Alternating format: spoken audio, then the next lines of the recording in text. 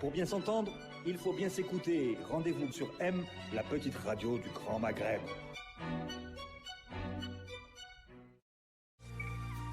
Avec Cevitel, une dynamique de croissance.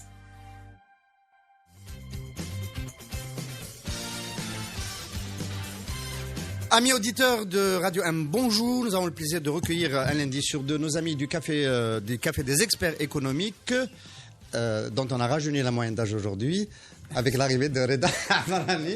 Désolé Reda, c'est une vanne qui me pondait au nez. Reda Amrani qui revient nous rejoindre et nous renforcer aujourd'hui parce que les thèmes sont nombreux et divers. Et Reda Amrani est un expert qui a une opinion sur beaucoup de questions. C'est un expert industriel, mais qui peut parler de tous les autres secteurs de l'économie. Marhaba bik. Merci de l'invitation. Très content de te recevoir. Farhat Aït Ali, bonjour. Bonjour. Mourad Gomiri, bonjour. Nous allons commencer ce numéro du CEE avec le commentaire rapide d'un chiffre qui est sorti, qui nous a un peu interpellé, celui de l'ONS, s'agissant de l'inflation qui aurait glissé de seulement 2,2 depuis une année, d'octobre 2018 à octobre 2019. Les prix n'auraient augmenté que de 2,2%. Est-ce que vous considérez, messieurs, que c'est un chiffre sérieux? L'ONS nous a habitués à mieux en général. Oui, Reda. Il faut dire que mathématiquement, l'ONS utilise les mêmes paramètres d'année en année, de mois en mois. Donc, s'il y a glissement, s'il n'y a pas changement des paramètres, on peut dire que cette information est fiable. Ça, a priori. Deuxièmement, il faut la lire. Qu'est-ce qu'elle peut représenter? Moi, je considère qu'il y a une bonne année agricole, une bonne année pour l'élevage. Les produits frais n'ont pas beaucoup monté. Les produits frais, donc il y a eu quantité, disponibilité, une bonne concurrence. Mais il y a aussi un autre phénomène, il y a une certaine récession économique, que ce soit dans l'activité de la production industrielle, dans le bâtiment ou dans les services. Et donc, en termes, lorsqu'il y a récession, l'inflation s'aplatit un peu, le taux d'inflation. Parce qu'il y a moins de demandes. Non, c'est qu'il y a moins d'activité. Dès qu'il y a moins d'activité, il y a moins de recours à l'endettement, il y a moins de recours au financement de l'exploitation. Et donc, les gens, si vous voulez, réduisent les prix, n'augmentent pas pour essayer Quand il y a récession, en un mot, il y a aussi moins de salaires distribués, moins de revenus distribués, et donc moins de demandes, moins de pression sur les prix. C'est un ensemble cohérent. Donc, je considère que bonne année agricole, mauvaise année pour l'industrie, les bâtiments, les services, et donc les emplois, les salaires qui sont distribués sont réduits. Beaucoup de gens ne touchent plus leur salaire. Et donc, il y a moins de demandes pour certains produits qui pourraient être, si vous voulez, représentatifs de l'échantillon sur lequel on calcule l'inflation. Alors, 2,2 d'inflation sur une année, messieurs? Je ne vais pas rajouter grand-chose Reda, parce que, sérieusement, les gens ils pensent qu'en période de crise, il y a automatiquement inflation. Mais il y a toute forme de crise. En période de récession, il n'y a pas d'inflation parce qu'il n'y a pas de croissance. Automatiquement, les capacités déjà de financement des ménages ou de la société en général elles-mêmes se réduisent. Il y a aussi le phénomène psychologique qui empêche les gens de faire les mêmes dépenses qu'en période de stabilité. Il y a de l'épargne, de surépargne. Pas de l'épargne. Les gens achètent beaucoup moins. Ce n'est pas de la surépargne. La prudence. Une prudence, je pourrais dire même fébrile, sur un avenir immédiat, mais pas un avenir à moyen et long terme. Donc là, ce taux de glissement, il paraît plus que raisonnable. À la limite, moi, sur certains produits, j'ai constaté même un recul. Si on devait revoir le panier pour les indices de prix à la consommation, si on devait réviser le panier de l'ONS, on va retrouver que dans certains cas, il y a vraiment un recul de l'inflation, un recul des prix à la consommation sur beaucoup de produits pourtant importés. Avec un euro qui est plus ou moins stable à 138, 140 dinars, mais malgré ça, les produits importés, ils ont connu un recul qui est certainement dû à des marges qui étaient effarantement belles et que les commerçants ont dû réviser à la baisse. Alors j'ai envie de préciser ma question pour Mourad. Est-ce que c'est pas le fait d'avoir le même panier qu'il y a tellement longtemps chez l'ONS qui fait qu'on a ces chiffres-là? Alors que les Algériens, peut-être qu'aujourd'hui, avec le relèvement du niveau de vie des 15 dernières années, dans la, on va dire, la pondération de leurs achats, la partie produits frais, la partie produits de consommation journalier baisse par rapport aux services. On dépense plus pour sa voiture, pour la téléphonie, etc. Donc, est-ce que peut-être que ce poste de dépense n'est pas suffisamment intégré dans l'échantillon de l'ONS. On avait fait une émission sur ça. Oui. Il y avait un expert qui était venu. Donc je ne vais pas revenir sur cette émission. Simplement, d'abord, ce n'est pas le taux d'inflation, c'est l'indice des prix à la consommation sur le Grand Alger. L'échantillon de l'ONS, c'est exactement le terme. Deuxièmement, il faut regarder dans la structure de consommation et les pondérations qui sont faites sur les produits. Par exemple, les céréales, les viandes blanches, les viandes rouges, etc., etc. Donc, il faut aller un peu plus profond dans cet indice. Je crois qu'ils utilisent l'indice de Pache, l'indice de Fischer. Je ne me rappelle plus du modèle économétrique, pour pouvoir avancer, donner une appréciation. Deuxièmement, effectivement, il y a un réflexe de précaution. Et moi, où je le vois, ce réflexe de précaution, je le vois à la CNEP. Il y a un ami qui est là-bas, et il m'a dit, pratiquement, les gens ont retiré... D'abord, il y a eu un phénomène, puisque la CNEP, c'était l'épargne logement. Les gens ne mettaient pas de l'argent pour le taux d'intérêt créditeur, qui était d'ailleurs très ridicule. Il est descendu à 2%, alors qu'il était à 7-8%. Mais le fait qu'on ait créé toute la panoplie ADL, logement aidé, etc., hop, cette attraction du produit CNEP a disparu, puisque la relation épargne-logement était cassée. On a mis en place un autre dispositif.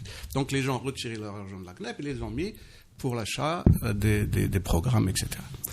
Et ensuite, parce que la CNEP est la seule institution financière non monétaire. Donc c'est de l'épargne simple. C'est l'épargne des citoyens. Bien. Elle n'est pas liée, encore une fois je le dis, au taux d'intérêt créditeur, mais elle est liée au produit épargne logement. Produit logement. À partir du moment où il y a notre dispositif, ces ressources sortent, et il a perdu 10 milliards de dollars à peu près. C'est pas rien du tout. Lorsque aujourd'hui vous regardez les comptes de la CNEP. Mais ça c'est l'inverse. Si ça a été retiré, c'est pour cacher ça à la maison, c'est pour consommer. C'est parce qu'on n'a pas assez de moyens pour consommer. Il y a la thésaurisation qui est très forte. Il y a le fait que la monétique n'existe pas. Oui. Moi hier je suis parti retirer dans une agence postale. J'ai trouvé 2000 personnes agglutinées sur le distributeur à l'extérieur, plus les chèques postaux, etc., etc. Donc, sur ça. Alors, messieurs. Donc, les gens, pardon. 2.2, donc finalement, pour rejoindre un peu l'opinion, c'est quelque chose de concevable. Plausible. Très bien. Alors, je crois que c'est Ferhat qui l'a dit, Ferhat Aitali, la crise peut prendre plusieurs formes. Les gens pensent seulement à l'inflation, voire à l'hyperinflation. Ça prend plusieurs formes. Ça peut, et c'est la forme la plus sévère, prendre la forme d'un hyperchômage. On en parlera en deuxième moitié d'émission, parce qu'il y a un sujet sur lequel nous allons terminer cette émission et qui est lié au risque chômage. Mais tout de même, on est au début d'un cycle de crise. Est-ce que cette inflation que nous redoutons n'est pas pour 2020, notamment à travers l'inflation importée? Tout le monde dit que la pression sur le dinar est aujourd'hui insupportable, que pour pouvoir financer le déficit budgétaire qui se perpétue, il va falloir à un moment donné augmenter la fiscalité pétrolière en dévaluant, et donc une grosse dévaluation du dinar nous pend au nez. Ma question, c'est est-ce que vous considérez que c'est quelque chose qui va arriver en 2020, ou est-ce que, compte tenu de ce qui se passe sur le marché parallèle, c'est quelque chose qui peut encore être reporté dans l'avenir, la dévaluation du dinar? Ou est-ce qu'il ne faut pas la faire d'ailleurs? Non, mais il faudrait la faire peut-être sous forme même d'une politique de dévaluation massive.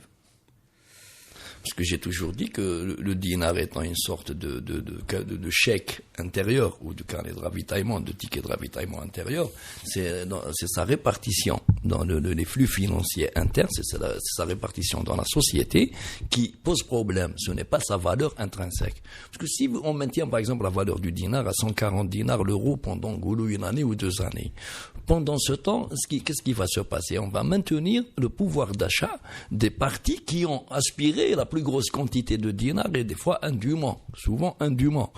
Juste pour maintenir le pouvoir d'achat à 120 $, par exemple le SMICAR, on va maintenir son pouvoir d'achat, mais pendant ce temps, on va maintenir le pouvoir de nuisance d'autres parties qui, elles, traitent à hauteur de milliards de dinars, si ce n'est pas de dizaines de milliards de dinars. Par contre, si on casse la valeur de ce dinar pour le remplacer par un autre qui nous permettra de dégager des montants assez conséquents, ce n'est pas une petite dévaluation. Là, c'est vraiment une refonte de la monnaie nationale. Tu es en train de nous interdire d'aller à Palma, Mallorca pour un week-end. Mais ceci dit, si les gens marchent pieds nus à Alger, quelqu'un qui va à Palma, Mallorca, à moins d'être sophiste, il faudrait condamner à mort. Et là, quand tu as 20 millions qui n'arrivent pas à manger ou à Palma de Mallorca, tu oublies. Personne ne marche pieds nus. Non, ça va arriver parce que si on maintient le rythme, quelqu'un de moins de 30 000 dinars, il est pratiquement dans la phase terminale avant le suicide. Et à ce rythme-là, parler de Palma de Mallorca, c'est une blague de mauvais goût.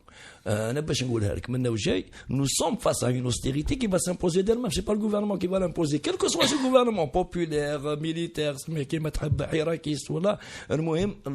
la dèche, elle est là. Il faut l'assumer. Et cette dèche-là, il faut la répartir. Il y a des techniques pour la répartir, justement. Une dévaluation massive qui permet de remonter les petits et de juguler les appétits des grands. C'est tout. Alors, juste, parce que c'est un peu de la théorie économique. En 1994, on a eu droit aux deux. On a eu droit à l'inflation et à la récession. Et à la récession par le GIA. Et au GIA. On a eu droit à la. Donc, est-ce que le GIA, on l'espère pas, mais les deux, est-ce que ça ne nous prend pas comme un monnaie avec cette dévaluation du dinar qui risque de survenir et qui, elle, par contre, va augmenter les prix intérieurs? Moi, je ne partage pas totalement ce pessimisme. Moi, je suis de la réalité économique. Je ne suis pas un théoricien des finances. Je suis sérieux quand je dis ça. Je ne suis pas un théoricien des finances. Aujourd'hui, on a une économie qui tourne. Qu'on le veuille ou non, l'État existe, l'économie tourne. Aujourd'hui, nous avons une certaine dynamique, une certaine énergie cinétique en termes d'économie. Il y a une croissance de 2% ou 2,5%. Elle est maintenue, vaille que vaille. Donc, je ne vois pas la nécessité ou l'obligation d'une je sais qu'il y a un déficit, mais le problème du déficit n'est pas dû à l'activité économique, il est dû à une gestion vraiment archaïque du budget. On a toujours 40 à 45% d'informels, de citoyens qui ne passent pas à la solidarité nationale, qui ne payent pas leurs impôts. Donc on est dans une situation où il y a du mot pour les bons experts, les grands spécialistes du budget, informatisant dès maintenant, comme l'on a fait pour les mairies, tout le système fiscal, toutes les recettes fiscales, informatisant. On a l'outil, on a les autoroutes de l'information, on a tout ça. Chaque recette fiscale, chaque inspection fiscale peut être reliée et on peut avoir un même matricule, on a la même immatriculation au registre commerce, on a celle de la carte d'identité et on va avoir celle de la fiscalité, on va les croiser. Immédiatement, on récupère 15 à 20 points d'informel. Donc, pour le budget, on a des ressources qui sont là, inexploitées, et qui profitent à une certaine classe. Pas aux classes laborieuses, pour utiliser ce mot. J'aime l'utiliser. Moi, je reste toujours, si vous voulez, classique dans ce domaine-là. Mais il y a du mou dans la gestion avant d'aller vers la catastrophique dévaluation. En 1994, on nous a demandé notre avis. J'ai dit non à la dévaluation, puisque toutes nos ressources sont en dollars. La dévaluation ne va pas amener un surplus d'exportation. Et pourquoi aussi ça... C'était pas fait pour exporter plus. Oui, je sais, mais fait pour éponger des ressources qui... Et alors, non, en plus, on a accepté des conditionnalités du FMI, alors qu'on avait sous nos pieds des milliards de dollars en réserve de gaz et de pétrole, et aussi en main-d'œuvre et en marché. Il n'y a pas que des hydrocarbures. Il y a toute l'Algérie. Aujourd'hui, cette Algérie qui a 1 700 000 étudiants. Donc, Madame Rani, on peut éviter une inflation à 2 chiffres en 2020 par l'effet d'une dévaluation très forte. Non, on n'a pas. Moi, je ne crois pas à cette. Moi, je ne crois pas à l'inflation à 2 chiffres. Je n'y crois pas. D'accord. Je n'y crois pas. Et on va essayer d'inviter Monsieur Benbitour. Peut-être qu'il nous fera l'amitié de venir parler d'économie, parce qu'il ne parle pas beaucoup de politique ces derniers temps. Après le 12. Parce que c'est lui qui défend le scénario de l'hyperinflation. Mourad Goumiri. Il l'a prévu pour 2019. Il l'a prévu pour 2019. Et un autre spécialiste a prévu la famine en 2019. Mzdour. Non, l'autre, l'ancien ministre du budget, comment il s'appelle, celui qui vit en Suisse. Oui, bon. Il l'a oui. pris. Ali Benouari. Ali Benouari devant tout un parterre d'experts. Je lui ai dit, donnez-moi les éléments qui vous permettent de... Il faut 3 sécheresses consécutives, il faut 2 invasions de sauterelles pour qu'il y ait famine. Je lui ai dit, Pour les sauterelles, on les a... je vous assure, c'est ça la réalité. Et le gars, allègrement, il annonce la famine en Algérie en 2019. L'autre, il annonce l'inflation à 2 chiffres en 2019. À 3 chiffres. À 3 chiffres ou à 2 chiffres. Oui, il faut malheureusement, certains économistes se sont maintenant plutôt convertis. Mourad Goumili, qu'est-ce que tu as annoncé pour 2019 là? On va sortir les vidéos maintenant. Il y a des trucs. Moi aussi, je les ai. Non, cette transformation d'un certain nombre d'experts en visionnaires, il faut arrêter. Un économiste, c'est quelqu'un qui compte, qui mesure, on fait des projections, plus ou moins. Et d'ailleurs, ces projections sont faites pour ensuite être réévaluées. La Banque mondiale vient de réévaluer la croissance mondiale. Les agences de notation, Fitch, Standard & Poor's, etc. Donc c'est une activité normale d'anticipation. Ça me rappelle quelqu'un qui vient de dire, grand expert, on peut récupérer 500 milliards de dollars à la SABA. D'abord, منين خرج هذا الشيفر 500 مليار هذوما ما عند فرحات ولا عند صحابه ولا منين خرجوا هذوما 20%.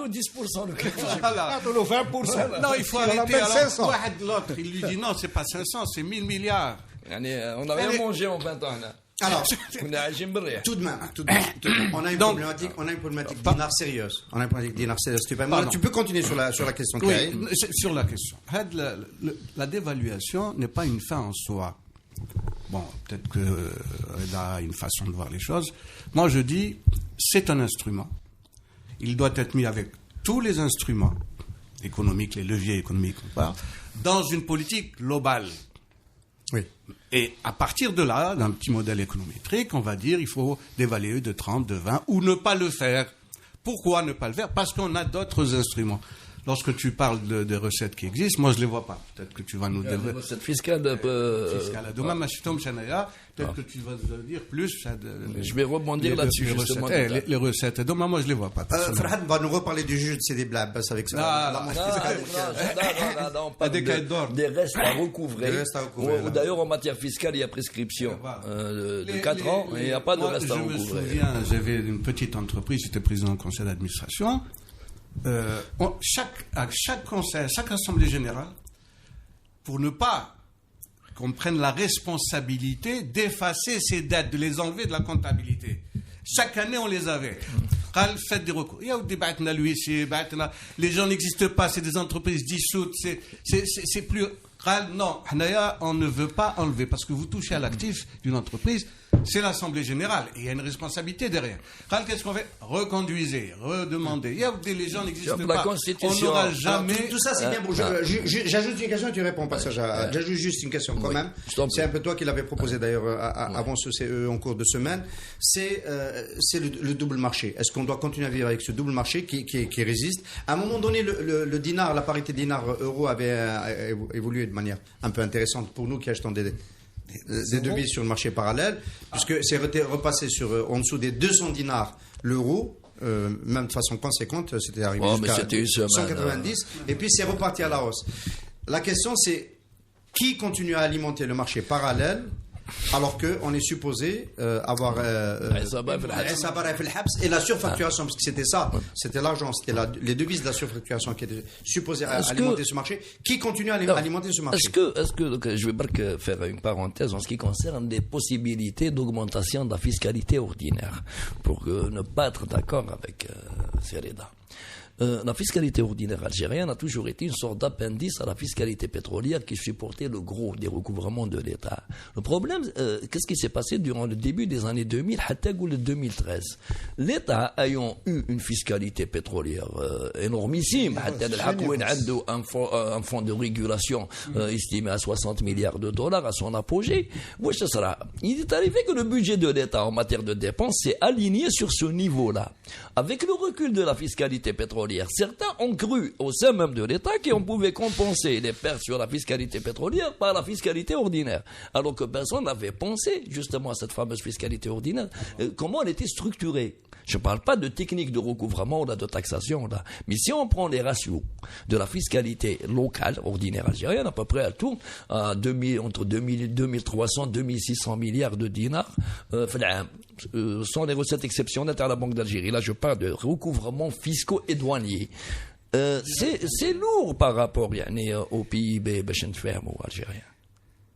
C'est pratiquement dans un moyen qui dépasse un pays émergent, par exemple, il ne doit pas avoir ce genre de fiscalité. C'est qu'on a des besoins de 8 000 milliards de dinars pour les dépenses publiques, dont 6 000 jusqu'à 6 500 étaient assurés jusqu'à récemment par la fiscalité pétrolière.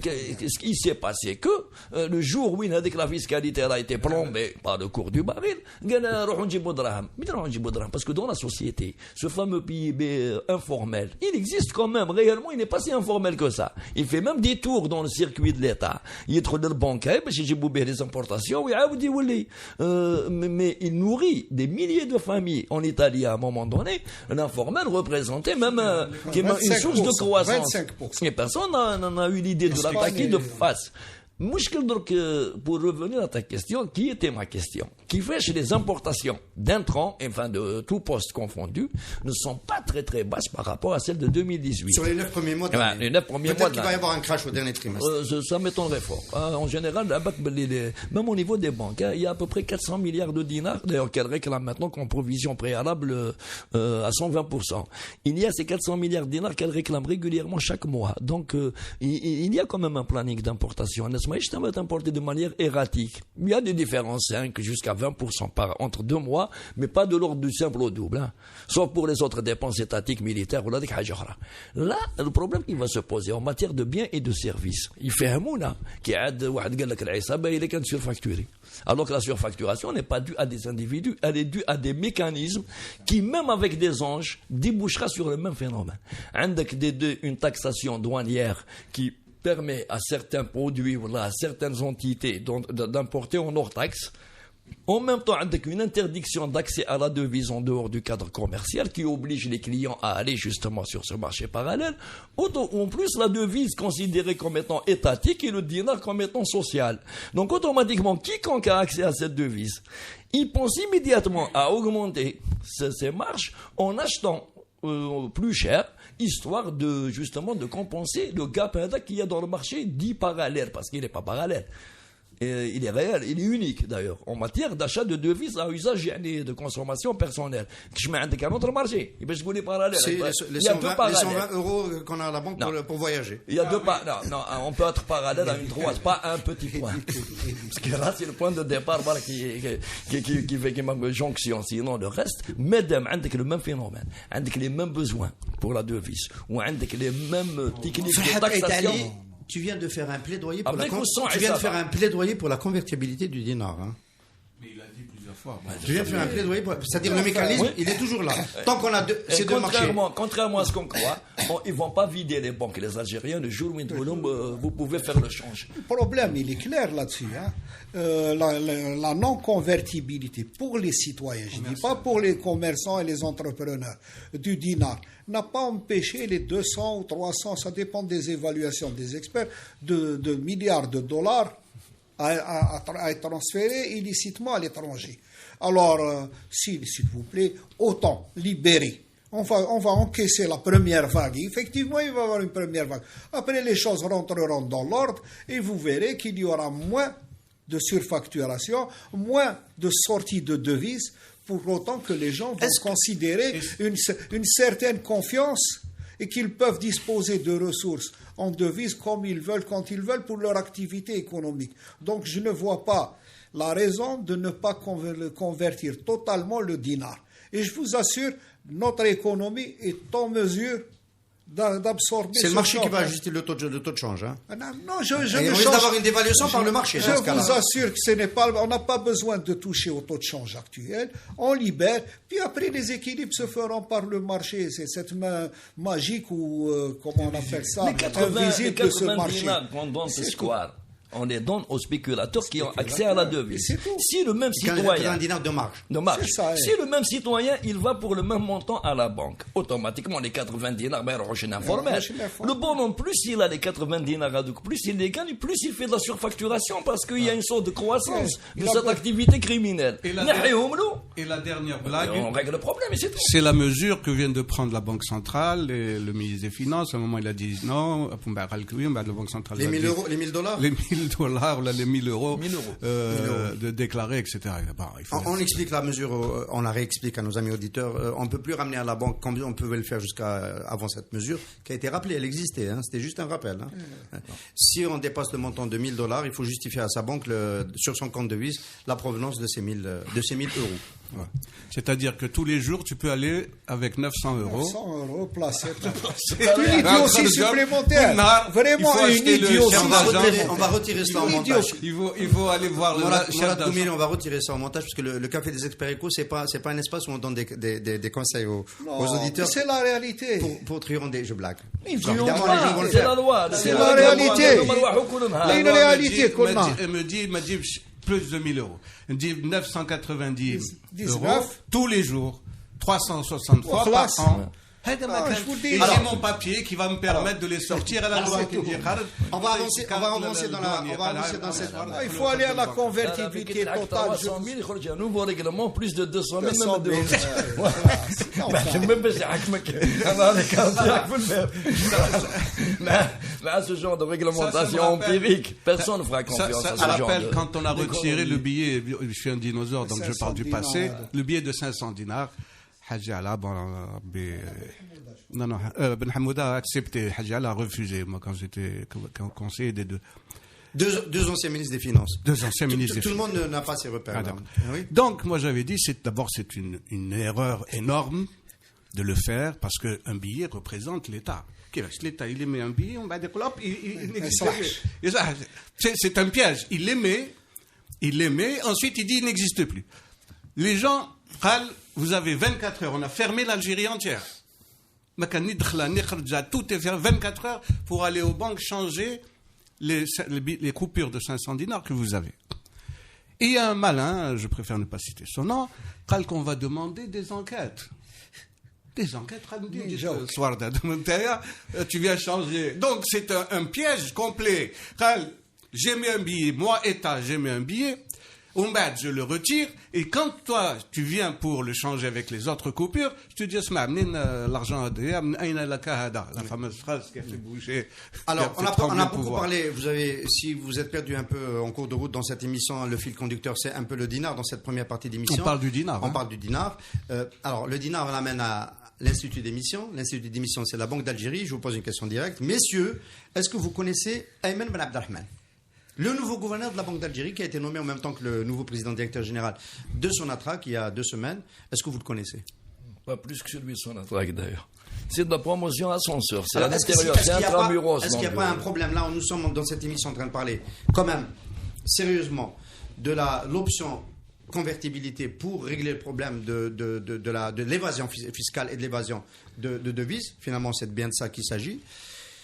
C'est une grande réforme qui n'a pas pu être menée autant à la dernière fois où on a fait de grandes réformes en Algérie au début des années 90 avec le gouvernement Hamrouche. La Banque d'Algérie n'a pas pu le faire. Elle a commencé à le faire, mais n'a pas pu le faire. Est-ce que vous pensez question Ayman Abdelrahman, est-ce que vous pensez que c'est le profil qui peut permettre d'engager ces grandes réformes? C'est une question sérieuse. Hein. Oui, je vois des sourires. Non, mais il reste 20 jours officiellement de l'Qawm Hadou. Du moins d'après leur thèse. Non, le gouverneur de la Banque d'Algérie, il est en général nommé Ah, pour 6 ans. c'est pas un mandat. C'est intérimaire. C'est pas un mandat. Il a été enlevé par la loi sur la Plus de mandat, c'est un fonctionnaire comme un autre. Haj Nassar a fait des Attendez, vous êtes en train de dire que c'est comme l'entraîneur de la JSK. C'est exactement ça. Comme chef d'aérat à Amnia. C'est exactement la même chose. C'est pire. Deux secteurs stratégiques, de ces deux activités stratégiques pour l'État, pour le pays, pour les citoyens, Sonatrach et la Banque d'Algérie. Ce sont des institutions de souveraineté, de première souveraineté. Eh bien, il y a une instabilité chronique. Instabilité chronique, combien de PDG de Sonatrach on a eu au cours des 6 ou 7 dernières années? Et combien de gouverneurs de la Banque d'Algérie nous avons? C'est terrible pour... Ça, c'est la gestion de l'état-major. Ça ressemble à la gestion de la DCSA, des services des chefs de région, etc. C'est du Ahmed Gadsal Hassini. Mais non, moi je dis... C'est moi qui le dis. Moi je dis qu'il y a... Non, je ne vais pas lui imputer ça. Mais on essaie d'expliquer. Non, j'assume ce que je dis. J'assume. Moi, j'assume. On est passé dans un mode de gestion militaire. Non, même pas. Moi, je cherche pas l'explication. Moi, je cherche pas une explication militaire ou état-major ou quoi. Moi, je vois l'État algérien qui change systématiquement de gestionnaire, de structure stratégique, où il faut une certaine continuité, il y a un certain retard dans le déclenchement, parce que ce que décide le gouverneur ou de la Banque d'Algérie ou Sonatrach, ça n'a pas des effets le lendemain, c'est des effets sur le moyen, long terme, et ça ne touche pas un seul secteur ou une seule activité, ça concerne l'État dans son ensemble. Ça concerne les citoyens, ça concerne les institutions. Et même ça concerne aussi nos partenaires étrangers. Quelle image nous donnons à nos partenaires étrangers? La première des choses que te demandent tes partenaires étrangers pour travailler avec toi, une stabilité des institutions, une stabilité des règles du jeu. Et là, il y a une rotation anormale au poste de responsabilité. Et là, ça porte préjudice à l'économie, à l'Algérie. Pour ce qui concerne les deux points sensibles, Adouma. D'abord, c'est pas le gouverneur de la Banque d'Algérie qui décide. Il y a le Conseil de la monnaie et du crédit. Et dans le Conseil de la monnaie et du crédit, à mon époque, 90-10, il n'y avait pas uniquement des gens de la Banque centrale. Il y avait des experts, connus et reconnus. De l'industrie, du commerce, de tous les secteurs. Pour l'aspect formel. La Sonatrach, c'est la même chose. Où est le Conseil national de l'énergie qui a été créé et qui n'a jamais fonctionné? Qui va être un président de Sonatrach? Sonatrach, c'est une boîte commerciale. Sur la Banque d'Algérie, d'ailleurs, parce qu'on est sur le dinar. Sonatrach n'a pas le statut de la Banque d'Algérie. Oui, c'est pour ça que je préfère rester sur la Banque d'Algérie. La Banque d'Algérie, c'est un institut d'émission. Sonatrach, c'est pratiquement le pourvoyeur en devises, mais c'est une entreprise à caractère commercial. Le Conseil de l'énergie ne peut pas s'impliquer dans la nomination d'un DG. Non. Pourquoi pas? La stratégie. À moyen et long terme, en matière d'hydrocarbures. Ce sont les propriétaires de Sonatrach qui décident les propriétaires de Sonatrach, non, c'est pas le Conseil de l'énergie en tous les cas. Les propriétaires de Sonatrach, le ministère des Finances qui est représenté au Conseil d'administration. Le bailleur de fonds. Enfin, il n'est pas bailleur de fonds parce que Sonatrach, c'est elle qui nous nourrit. Il y a une chose que je ne partage pas. Voilà. Ce qui concerne la Banque d'Algérie, je pense que ce n'est pas les têtes qui sont à l'intérieur qui m'intéressent. C'est cette manière de grignoter béchouiller les prérogatives du gouverneur, mais en même temps de permettre à des gouverneurs qui m'engoulent conjoncturels, nommés de manière empirique, de prendre des décisions empiriques sous forme de règlements qui transcendent même les lois de finances, qui cassent même le ressort économique. Nous, la Banque d'Algérie, comme toutes les banques centrales du monde, un mandat non renouvelable, assez long pour élaborer une politique monétaire, et ce mandat-là, il est confié par plusieurs partis, dont le Conseil de la monnaie et du crédit. Moi, j'irais jusqu'à dire, si on arrive à une Assemblée nationale légitime, à demander à l'entériner. Le mandat pour que ça engage toute la nation, mais j'oublie chaque fois. J'avais fait un papier en disant, en Algérie, on oublie le pouvoir monétaire. On a le pouvoir exécutif, le pouvoir judiciaire, le pouvoir législatif et le pouvoir monétaire. On ne le voit pas, il n'existe pas. Dans la loi 90-10, qu'est-ce qu'on avait fait? On avait restitué le pouvoir monétaire avec deux articles fondamentaux. La relation Trésor-Banque centrale, les avances, il n'y avait pas de conventionnel, très réglementé, et l'inamovibilité du gouverneur et des membres du Conseil de la monnaie et du crédit pendant un mandat. Protégé. Ces deux éléments consacrent le pouvoir monétaire. On a enlevé ces deux articles, le DG, le gouverneur, la preuve, ça défile, et on a cassé la relation banque centrale, trésor, c'est-à-dire on est revenu à la prédominance de l'exécutif. Voilà. Lequel exécutif maintenant a une autre prédominance. Voilà. C'est pas la peine de dire aussi. On revient à la chose, c'est grave parce que l'exécutif aujourd'hui, vous parlez tout à l'heure d'évaluation. L'exécutif, chaque fois qu'il se trouve devant une impasse budgétaire, il a d'évaluer le dinar. sans l'informer, sans informer les Non, ça s'est ralenti beaucoup. Hein. Ouais, mais elle existe encore, c'est Qadi. Elle existe. Elle est là. C'est un outil dont se délèguent tous les ministres des Finances et tous les premiers ministres. Très bien. Alors, on va passer à la deuxième partie rapidement sur les 10 dernières minutes de cette émission. Je voulais vous poser une question parce que nous sommes dans un moment politique particulier avec une grande partie des Algériens qui s'opposent à l'élection, avec un processus électoral qui est quand même en route. Les candidats continuent de faire campagne bon gré mal gré. Et donc, il y a cette incertitude sur que va devenir l'Algérie le 12 et au-delà du 12. En parallèle, on parlait tout à l'heure du chômage, de la récession, etc. Tout le monde sent, avec les annonces de lock-out, de réduction d'effectifs, de chômage technique, à travers le pays, ça touche quasiment tous les secteurs aujourd'hui. On sent monter les effets d'une crise économique et les chefs d'entreprise aujourd'hui sont dans une expectative totale. Peut-être sont-ils au-delà de ce qu'il faut faire, parce que quand on demande après tel ou tel chef d'entreprise aujourd'hui, on apprend qu'il est soit à l'étranger, soit en Algérie, mais il préfère ne pas communiquer, il a réduit ses activités, etc. Est-ce que les patrons n'ont pas trop freiné?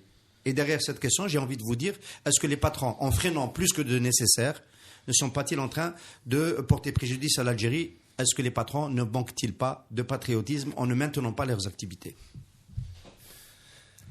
Je ne pense pas que les patrons aient fait preuve déjà de patriotisme pour en manquer aujourd'hui. Un patron, par définition, il n'est pas politique. Un patron, il voit avant tout les intérêts de son entreprise. Et ça, Abdelrahman a toujours dit, moi j'ai investi parce que je veux développer l'Algérie. On peut développer l'Algérie sans se tirer une balle dans le pied.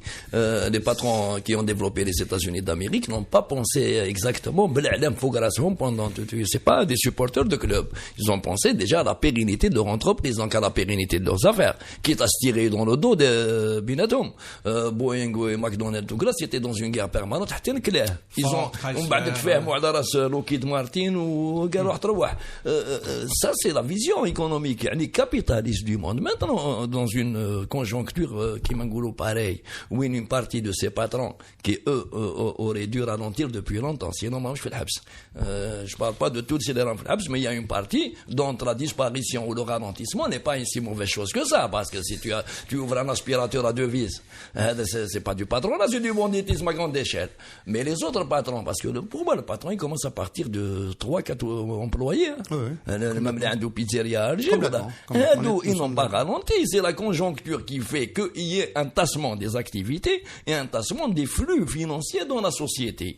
C'est ce qui a fait le ralentissement. Maintenant, pour l'investissement, est-ce que Jake Filbert, il va investir avec des comités de crédit qui n'ont strictement pas fait de réunion depuis le mois d'avril? Ils sont terrorisés. Ou avec même les fonds propres, avec des agences foncières kiff, qui non seulement n'octroient pas de terrain, mais cherchent à récupérer les autres. Le climat, que ce soit au niveau de la société, de ce qu'on peut appeler même le hirak.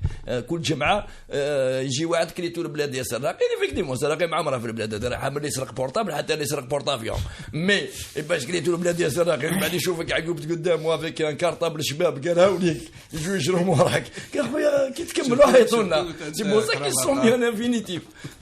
Bon, moi, j'aime pas le terme. Frère Dali a totalement déculpabilisé la responsabilité des patrons dans la décélération de l'activité. Est-ce que tu fais la même chose, Mourad? Non, moi, d'abord, j'aime pas le terme d'ayat, patriotisme, etc.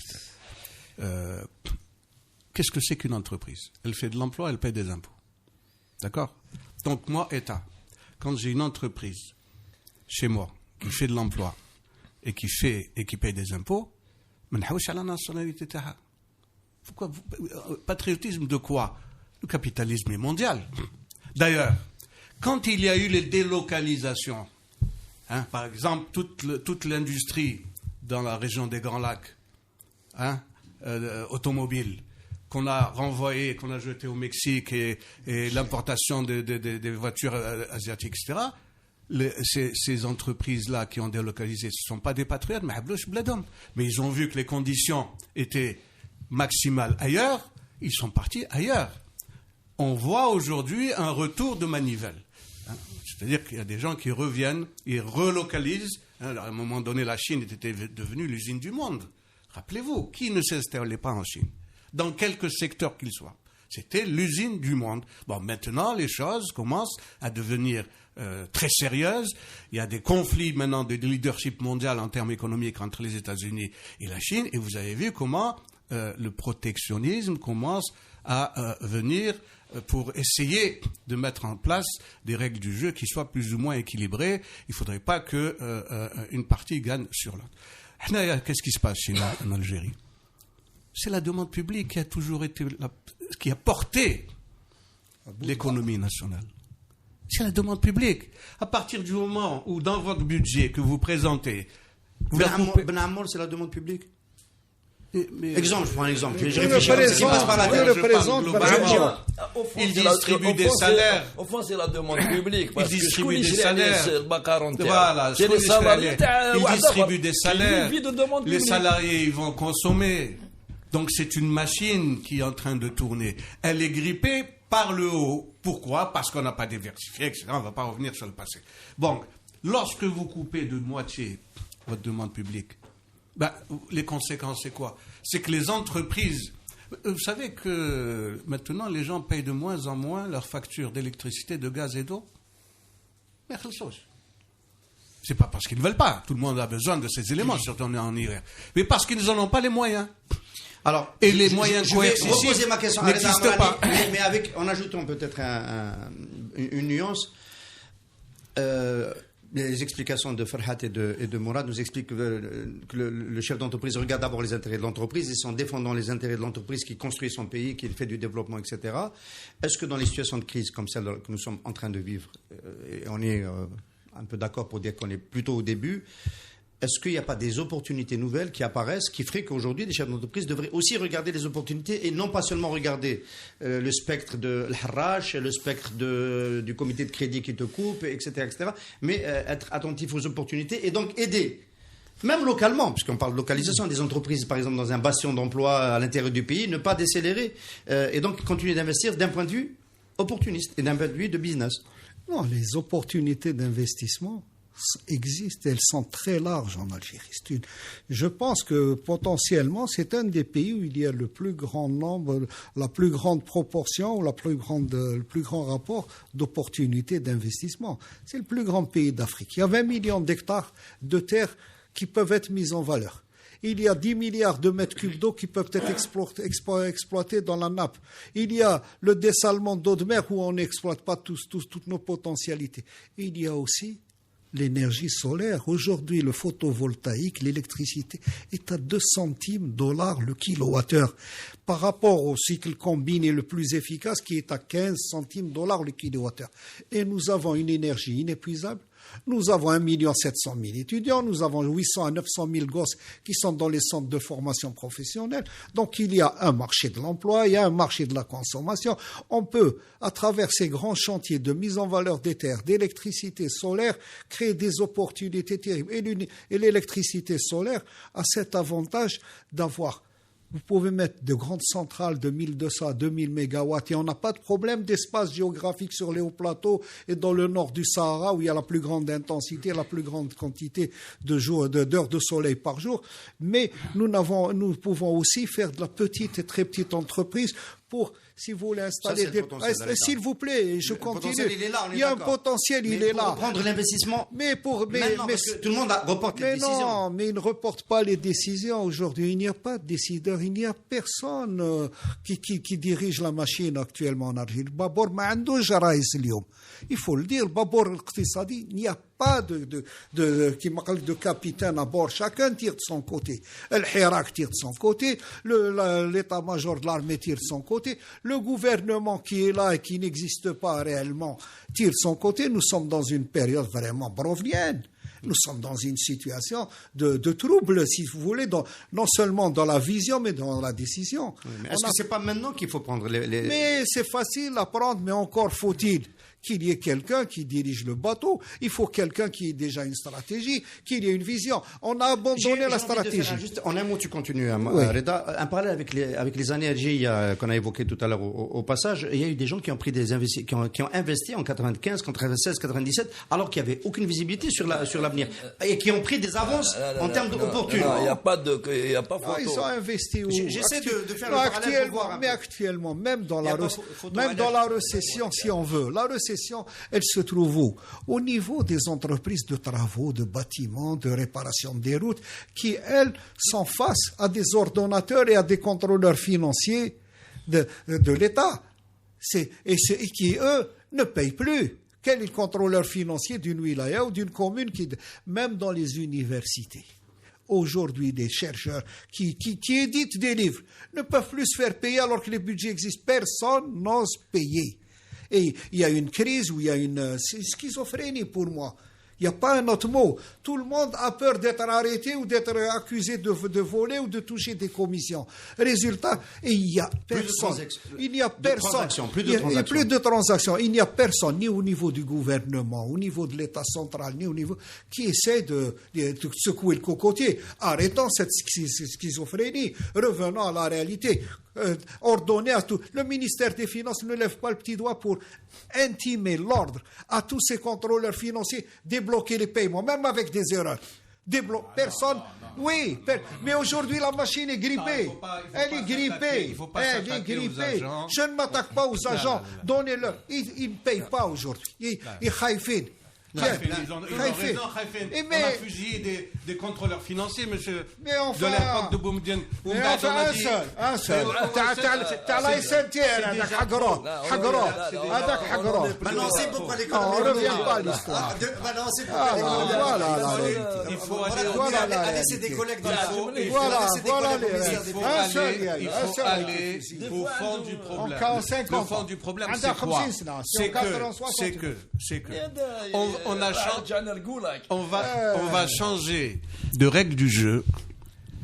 On est en train de changer de règles du jeu sans qu'on nous le dise. Oui, il y avait des règles du jeu pendant toute la période Bouteflika, avec des instruments, avec des personnes, etc., etc.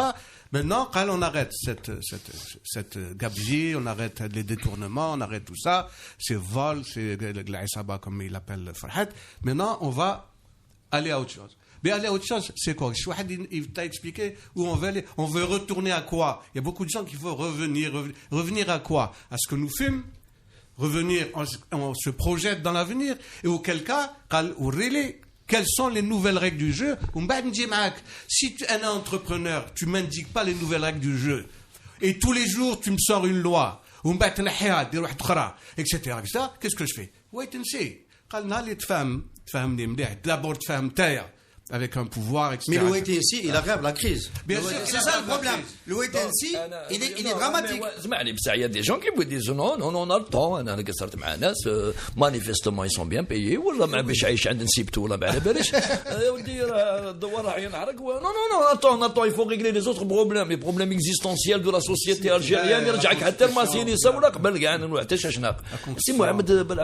Si on ne règle pas le problème de tête de fil, on dit que maintenant j'en suis réduit à demander pas une tête de fil pour ce pays, une boîte postale officielle, mais c'est officieuse qui m'a pensé. قال جيبوا n'importe quoi, كونغورو حطوها ثم moins نعرفوا مع ما نهضروا, sinon ça va mal finir cette histoire.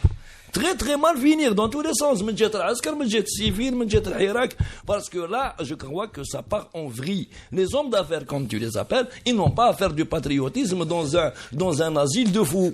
هاكم الإعلام وحدك أنت والمهابل دايرين بيك, non, et avec son argent en plus. Avec le CNI اللي خلاه هنا ويحيى qui légifère réellement, il a même augmenté ses prérogatives en interne. Avec le CNI, il est toujours valable le texte, non? Il y a 30 millions d'euros, il s'est ruiné, il va se réunir. En vertu de quelle pseudo-légitimité il va se réunir? Donc on est plombé sur les investissements étrangers. On est plombé sur les investissements intérieurs parce que personne ne prend de risque dans un pays où la législation va certainement changer, mais dans quel sens? Tout à l'heure, Farhad, je te rappelle quelque chose que tu as dit pendant que Reda parlait. Tu dis que c'était pas pareil les années 90. Oui. Il y a eu combien de prises de risque? Parce que, il y avait premièrement, c'était une prise de risque limitée. Deuxièmement, à cette époque-là, c'était pas de gros investissements. Il y avait 4 ou 5 investisseurs. L'usine Coca-Cola dans la Mitidja, c'est... Coca-Cola, mais je ne fais moi. Bon, Coca-Cola, le risque, il n'était pas énorme. On battait à Pepsi. Oui, l'énergie, tout était importé. Les banques publiques, elles ont suivi. Parce qu'elles avaient des lignes de crédit extérieures. À l'époque, on ne finançait pas en CMT, interne ou à CLT. Qu'on a des garanties crédit acheteurs. Donc, tu dis, c'est négocier avec une banque étrangère, ou le fournisseur, les banques locales se chargeaient juste de garantir. C'est un engagement par signature. Automatiquement, en cas de casse-gueule, les banques internes avaient le temps de voir venir. Zid, mais il faut qu'ils disent le GIA ou quoi. Le GIA, c'est des fois les trucs d'insécurité physique directe. C'est des stimulants aussi en termes. C'est pas toujours ils plombent pas. Des fois, une atmosphère sociale plombée, elle terrorise plus les hommes d'affaires. La Colombie investit. La grève de l'enseignement du primaire et qui va peut-être aller au secondaire, etc. Ça peut inquiéter. Parce que tu parles d'économie, il y a aussi le social. Hein. À la veille des examens. C'est dans cette émission, on a vilipendé un petit peu le Hirak avec Farhat Etali, le drapeau de l'Esdaïren. Là, on vilipende les gréfistes, etc. On vilipende un peu tout le monde et on ne dit pas que l'état-major, on est mis en prison. Tout ce qui bouge, les bons et les mauvais, c'est pas lui qui a. pendant 9 mois, parce qu'il refuse d'apporter une réponse politique. De demande de changement des Algériens. Il a décidé tout seul d'apporter une réponse. Je vais te suivre, c'est un dictateur. C'est un dictateur. Il a même des prétentions césaristes, peut-être même des prétentions présidentielles. Mais on va le cadrer là-dedans. Et maintenant, on fait quoi? On dit, oui, refuse, on refuse. Pour l'instant, quand je refuse. On met la boîte postale à Mouradia, c'est ça la réponse. Les boîtes postales, même si je trouve ta garante, on veut un président et c'est tout. On verra. Et c'est aussi ça. Qui veut un président, on veut, c'est un président avec des prérogatives. Ça va être Tebboune qui va nous créer 400 000 emplois. Ça va être 400 000 emplois et 3 millions de logements par an. Enfin, on vient d'écouter. Pour moi, je viens d'écouter ces 5 comiques. Pour moi, c'était 5 comiques. Il n'y a rien d'autre parce que ça me fait rire. كما قلت واحد ياك des promesses irréalisables et avec aucun financement, personne ne prévoit avec quoi il va partenir ces promesses et eux-mêmes ne croient pas en leurs promesses. D'ailleurs, quand ils s'adressent à un parterre clairsemé, يجيبوا العجايز وشي 5 سكن les maisons de vieux. Et ça va remobiliser l'Algérie après le 12. Avec ça, vous croyez que non? On va faire du Deng Xiaoping chinois. Vous croyez qu'on a la chance d'avoir un Deng Xiaoping? Mais soyons sérieux. Mais attention, moi, ce que je dis, il faut qu'on trouve une solution médiane. Moi, je ne veux pas une porte est ouverte ou fermée. On essaie de trouver une solution médiane. On ne peut pas élire aujourd'hui un président. Moi, je ne donnerai pas à personne parmi les citoyens censés. Et aujourd'hui, ils sont dans leur grande majorité censés. Il y a 1 700 000 étudiants. Toutes les femmes en âge de procréer ont été au moins au collège.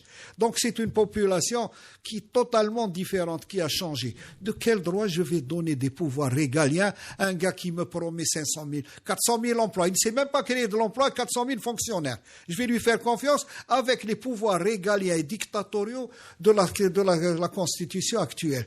Donc, c'est un pari plus que risqué. On se jette dans la mer sans savoir nager. Non, il faut arrêter. Ou on trouve une solution médiane et on est sage. Il y a des sages en Algérie. On n'est pas tous des gens révoltés pour la révolte. Il y a des gens sages. On peut trouver une solution médiane où on peut enlever par un groupe d'experts constitutionnels. On n'est pas obligé d'aller à une constituante. On trouve des experts, des compétents qui proposent aux citoyens de nettoyer la Constitution actuelle avec les choses qui... Et à ce moment-là, on peut même organiser une même élection. Et pour le président et pour la révision révision de cette constitution, et à ce moment-là, la confiance revient de tous les côtés, pas seulement du Hirak. Et on peut aller avancer. Les partenaires étrangers. Bien, les partenaires étrangers vont applaudir. Moi, je vois aujourd'hui les gens qui m'appellent qui jouent les vacances quand les étrangers veulent protéger nos jeunes qui sont emprisonnés illégalement parce que sans aucune loi qui prévoit leur emprisonnement, c'est la main de l'étranger. دينك انت ساكن في l'étranger ولادك ياكلوا ويشربوا في l'étranger وتجي تهضر لي على la main de l'étranger. On n'a pas fait exprès, c'est Reda, on allait terminer cette émission de Café des Experts Éco. Merci beaucoup d'avoir été avec nous. Il va déjà revenir au CPE en attendant avant de venir au CPP. Merci beaucoup, merci beaucoup. Yatikum saha.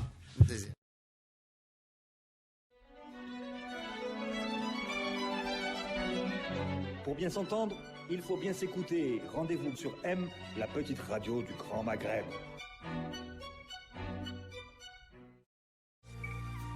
Avec Cevitel, une dynamique de croissance.